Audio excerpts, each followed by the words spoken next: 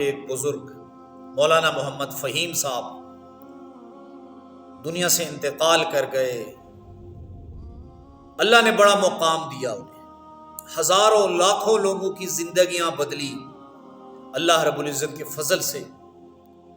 اور سب سے بڑی بات یہ ہے کہ تبلیغی جماعت کے امیر، کئی سالوں کئی دہائیوں تک امیر رہنے والے حاجی عبدالوہاب صاحب رحمت اللہ علیہ، ان کی انہوں نے 30 سال خدمت کی۔ کتنے؟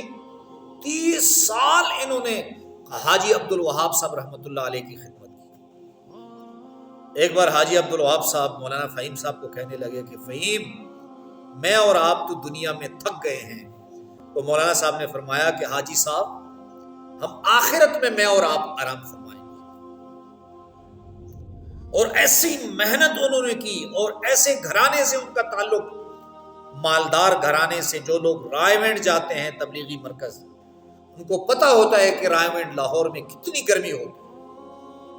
اور مولانا فہیم صاحب، ان کے گھروں میں اے سی لگے ہوتی، اے سی، لیکن جب وہ رائے وینڈ میں وقت گزارتے، اپنی زندگی انہوں نے رائے وینڈ اللہ کے دین کے لیے وقف کر دی، تو صرف ایک پنکھا لگا ہوتا، اور پسینے میں شرابور، پسینے میں ڈوبے ہوئے۔ وہ پہلے رائے وینڈ کے طالب علم رہے، مدرسہ عربیہ رائے وینڈ کے، اور اس کے بعد وہ وہیں پہ مدرس لگے، اور 30 سے 40 سال انہوں نے رائے وینڈ میں پڑھایا۔ پوری دنیا میں ان کے شاگرد ہیں، اور وہ اتنی محنت کرتے، راتوں کو اٹھ کر نوجوانوں کے پاس جاتے، اور انہوں نے کہتے کہ بھائی اللہ کے دین کی طرف آ جاؤ۔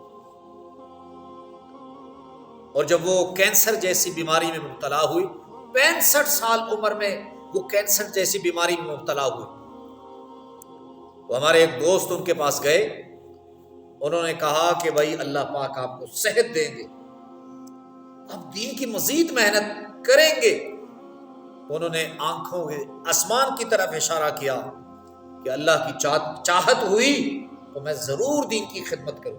بہرحال آپ سب ایک مرتبہ سورہ فاتحہ، 3 مرتبہ سورہ اخلاص مولانا فہیم صاحب کی روح کو بخشیں کہ کس طرح انہوں نے پوری دنیا میں دین کی محنت کی، اور اپنی پوری زندگی، یعنی مہینے میں 1 مرتبہ اگر وہ گھر کی طرف چلے جاتے، سارا مہینہ میں وہ رائے وینڈ خدمت میں مصروف رہتے۔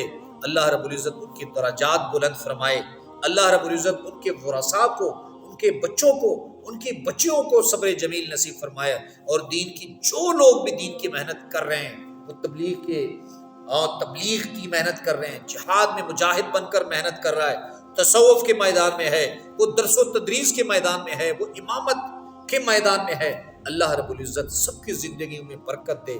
اللہ رب العزت ان کے رشتہ داروں کو صبر جمیل نصیب فرمائے۔ وآخر دعوانا الحمدللہ رب العالمین۔